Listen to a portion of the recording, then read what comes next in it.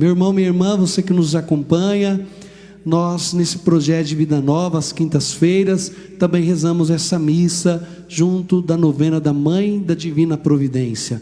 Quanto precisamos dessa devoção nesse tempo de pandemia, de quarentena, porque para a nossa vida financeira, nossa vida espiritual, que a Mãe possa providenciar as necessidades para a conversão das nossas almas. Meus irmãos, nós hoje nessa liturgia podemos entender o quanto o amor de Deus vem para nos resgatar dos caminhos muitas vezes errados que nós entramos, ou das consequências que o pecado tem trazido para a nossa vida.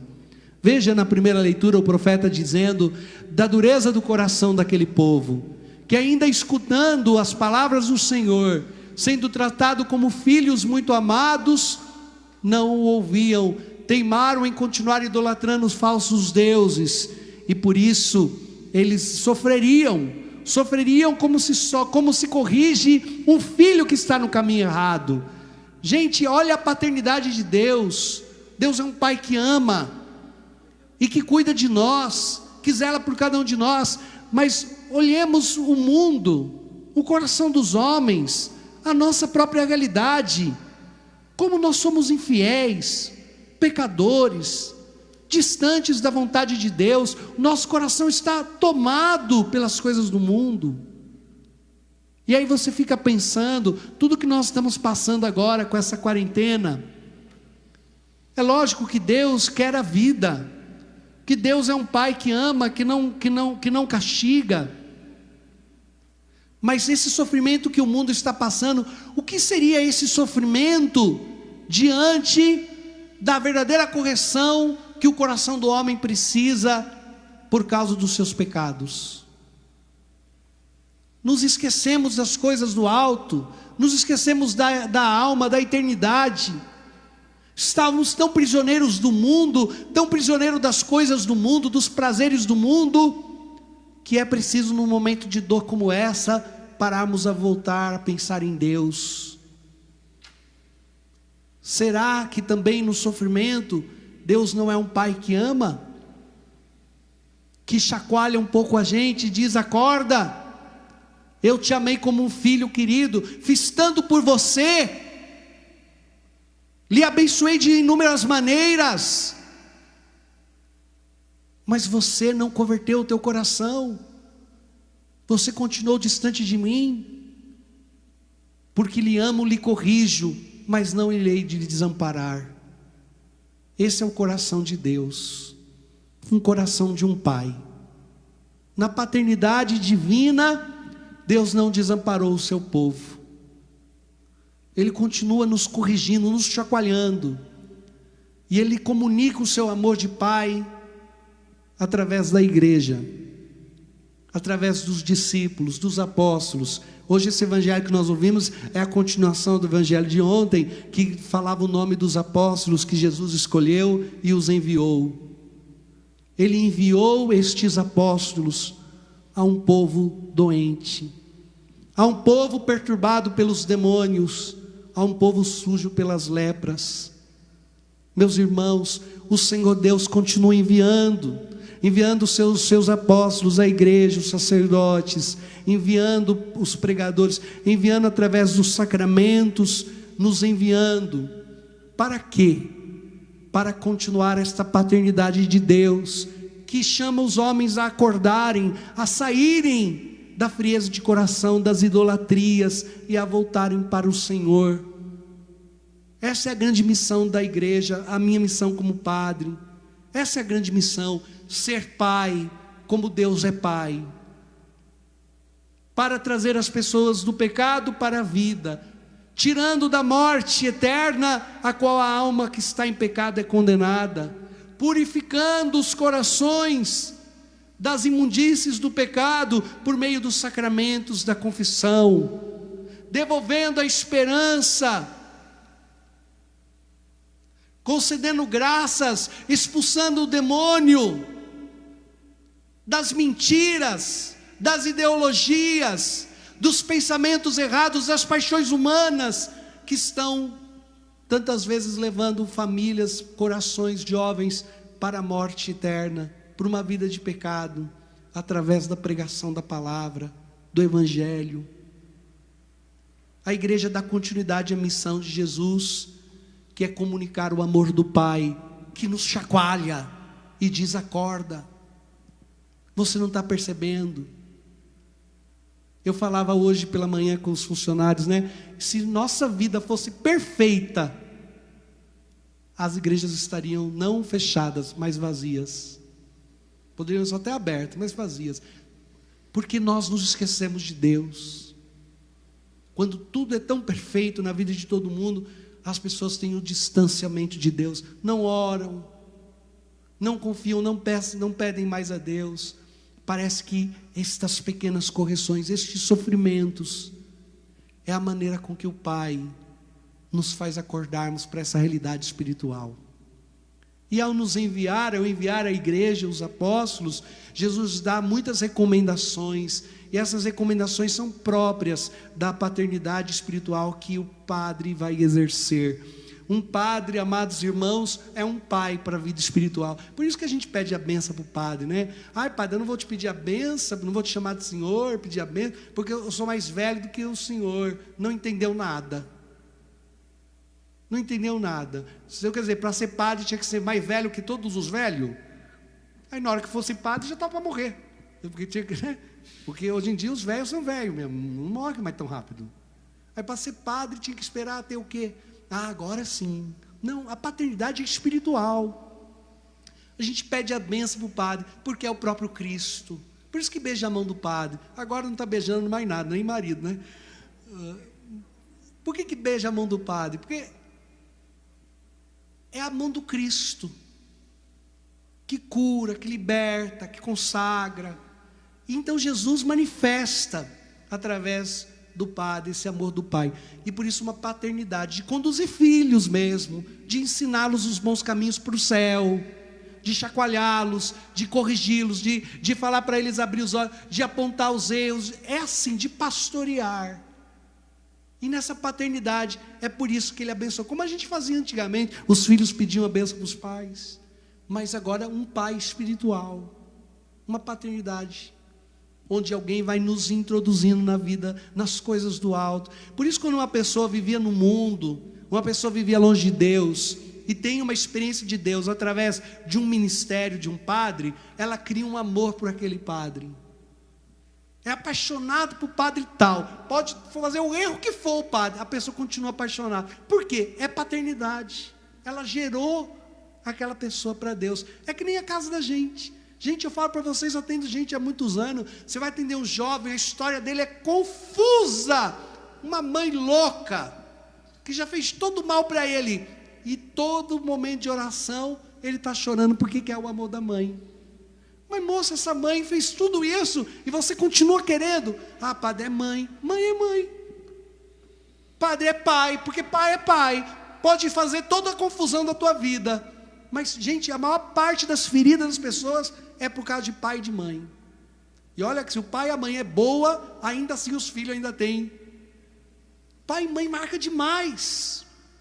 E seja o pai que for, a pessoa ainda tem no coração dela o desejo, a mágoa. Porque diz assim, puxa vida, meu pai não foi. Ah, mas se não foi, tudo bem, agora eu já sou adulto, já estou mais velho, eu mesmo cuido de mim. Está velho, está adulto, está cuidando de si mesmo, mas continua lá no fundo com aquele pensamento: por que o meu pai não foi? Olha o desejo, a necessidade desse amor. É essa paternidade, esse amor que atrai, que também existe na vida espiritual. Quando um padre gera filhos para a igreja, mas mais do que isso, para o céu. Abre o entendimento, abre os olhos, começa a mostrar os bons caminhos de Deus, começa a fomentar a sua vida espiritual, começa a lhe mostrar quais são os desejos de Jesus, e vai te tirando daquela religiosidade infantil, e te colocando numa vida realmente cristã. Gera aquela alma para as coisas do alto. E esse pai merece todo o amor e cuidado dos seus filhos. Que bonito, que coisa linda é a igreja, de pensar que uma comunidade cuida de um padre. Eu penso isso toda vez nas minhas orações e rezo por cada um de vocês. É lógico, se você for pensar tudo na minha vida, tudo que eu tenho na minha vida, eu devo à igreja. E a igreja, é lógico, com a ajuda dos seus filhos, dos paroquianos, né? Que puderam me dar. Até o que eu como, gente. Tudo eu devo à igreja. Se eu tivesse que ir trabalhar num outro lugar para ter o meu dinheiro, me sustentar, eu não teria problema nenhum por isso, entendeu, gente? Mas eu dedicaria muito menos tempo às coisas de Deus. Mas eu posso me dedicar a ficar lendo um livro. Quem nesse mundo hoje pode dedicar para ficar lendo um livro? E fico lá lendo um livro para preparar uma pregação, para falar das coisas de Deus. E eu faço isso por quê? Porque eu não preciso pagar minha água e minha luz. Vocês vão pagar a água e a luz. Porque se eu tivesse que pagar a água e a luz, eu estava trabalhando, eu não estava lendo um livro, eu não estava lendo o Evangelho. E eu tenho gratidão no meu coração por causa disso, por compreender isso. Mas eu queria que você entendesse, por que você faz isso? Por fidelidade à palavra, por paternidade espiritual. Eu sou parte dessa comunidade e eu tenho um pai que me gera na fé, que me traz as coisas do alto, que me alimenta com o pão da vida, que me instrui sobre os caminhos do Senhor. Então a minha oferta é como de um filho que quer o bem dos seus pais. Não é tudo, é pouco. É um pouco do meu tudo, mas é um pouco que eu entrego com alegria para os cuidados daquele que cuida da minha alma, que cuida das minhas coisas com Deus, que me fala das coisas do alto. Por isso que eu tenho até vergonha de falar muitas vezes numa pregação, ou num momento ficar pedindo dinheiro, ou pedindo ajuda. Algumas vezes a gente tem que fazer isso. Mas à medida em que a própria comunidade vai se sentindo filhos, não desampara. Eu tenho certeza que se eu falar hoje que eu quero comer um bolo de fubá, amanhã vai aparecer bolo de fubá, até não querer mais, porque é uma família. E se eu sou pai, eu também tenho vó. E não tem, o que tem de gente para fazer um bolo de fubá? Nesses pequenos cuidados, Jesus falou isso, falou: olha, vocês vão para fazer o que eu estou mandando, não se preocupe com as outras coisas, vão para levar uma palavra de cura, vão para orar pelo meu povo, vão para libertá-los, vão para cuidar das coisas, das minhas coisas, para falar em meu nome. E não se preocupem em levar nada, nenhuma bolsa, nenhum cajado, nada. Não se preocupem em levar nada, não se preocupa nem com o que você vai comer, nem onde você vai dormir, porque não precisa se preocupar. Essa paternidade vai abrir portas para vocês, nada vai faltar para vocês. E a gente experimenta isso. Isso é maravilhoso. Por isso que eu não tenho medo de ir para qualquer lugar que eu for, porque o Senhor nunca me desamparou. Quando eu estive na paróquia mais pobre, eu comi mais do que em todo lugar que eu já tive na minha vida. Porque quanto mais pobre, mais coisa a gente ganha. Olha, gente, eu posso falar para vocês, teve anos na minha vida que eu ganhei um presente todo dia. Todo dia eu ganhei um presente. Era coisa de Nossa Senhora, porque é coisa da mãe essas coisas, né? Nossa Senhora me encheu de presente. Todo dia um paroquiano me dava alguma coisa, de um chaveiro, de uma flor, de um bolo, de uma coisa. E eu falava: minha Senhora, que zelo é esse? Que cuidado é esse, minha mãe? E aí a gente vai entendendo por que tem esse zelo, esse amor, esse cuidado. Se muitas vezes nós nem somos tão íntimos, tão próximos. Se você perguntar o nome de todo mundo, olha que hoje a arca está vazia, tem um povo aqui ajudando. Talvez eu não sei o nome de todo mundo. Não vou lembrar. Imagina então quando a igreja está cheia. Sei mais ou menos, algumas vezes a gente não sabe o nome, mas a gente fala, é do ministério tal, é filho do não sei de quem, né? A gente vai juntando as coisas. A gente não vai lembrar o nome de todo mundo. Mas por que mesmo assim a gente tem confiança de todos esses cuidados divinos? Por causa de uma paternidade. A quem se entendeu como filho, quem abriu o coração, quem conseguiu fazer essa experiência paternal, de querer deixar o sacerdote conduzir sua vida espiritual, lhe apresentar as coisas do alto, vai ter todos os cuidados próprios de um filho. Que coisa maravilhosa, gente. Nós, nesse tempo de quarentena, nós estamos podendo também ver isso nas comunidades, nas paróquias, que mesmo não tendo as missas presenciais, não tem coleta, não tem um monte de coisa, mas as igrejas estão se mantendo, porque as pessoas estão sendo fiéis, estão cuidando. Eu falo para vocês, no meu entendimento, isso se dá por causa de que muitos já experimentaram essa mesma graça dessa paternidade. Mas é uma pena quando o seu sacerdote, quando o padre se perde na sua vocação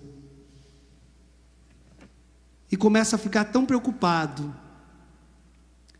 com o que há de comer, tão preocupado com o que há de vestir, tão preocupado com a própria vida, com o futuro, que já não tem mais tempo para cuidar das almas, de fazer uma penitência pelas almas dos seus paroquianos, de fazer uma adoração pelas almas dos seus paroquianos, de oferecer uma missa. Não tem mais tempo. Porque o melhor que um padre faz não é atender o povo, todo mundo acha que é, né? Quanto mais o padre atender, melhor ele fez para nós. Não. O melhor que um padre faz para um povo é trazê-los para o altar. Porque ali no atendimento é só o padre, mas quando está no altar é Jesus, que imola ao Pai um sacrifício agradável pelo seu povo. Esse é o grande mistério que um padre pode trazer. E aí eu digo para vocês, meus irmãos, quando um padre vai se perdendo, é muito triste, porque fica uma comunidade órfã, um povo sem pai. E aí vai se faltando tudo. Todas as dificuldades vão aparecendo, porque não há aquele entendimento da paternidade espiritual, de um povo realmente que experimentou, que se abriu para as coisas do alto, que tem experimentado a alegria de Deus. Mas também é muito triste quando esse povo não quer ter um pai. É muito triste. Uma paróquia que tem um padre, mas o povo não quer ser filho, que não quer mudar nada, que já sabe tudo, que duro de coração não acolhe o Evangelho, não permite que Deus corrija, que não se abrem à palavra, que não participam, que não rezam, que não se deixam formar. É como o povo da primeira leitura: vos amei como filhos, mas vocês preferiram o seu Baal. Pois bem, eu vou destruir tudo o que vocês construíram. É a primeira leitura, gente. Não estou falando nada mais do que não está na palavra. Que triste quando isso acontece. Por isso, amados irmãos, oremos uns pelos outros, nos sustentamos em oração, na fidelidade com o Evangelho, com a palavra, para que não experimentemos a ira do Senhor, mas como filhos muito amados, nos deixemos ser cuidados por Ele, formados por Ele. Ele pensa em tudo, Ele cuida de tudo. E que nós possamos, com o poder do Espírito Santo, deixarmos com que as nossas comunidades seja realmente um lugar de uma renovação, de uma família de Deus, com as graças e as bênçãos que vêm do alto. Louvado seja nosso Senhor Jesus Cristo.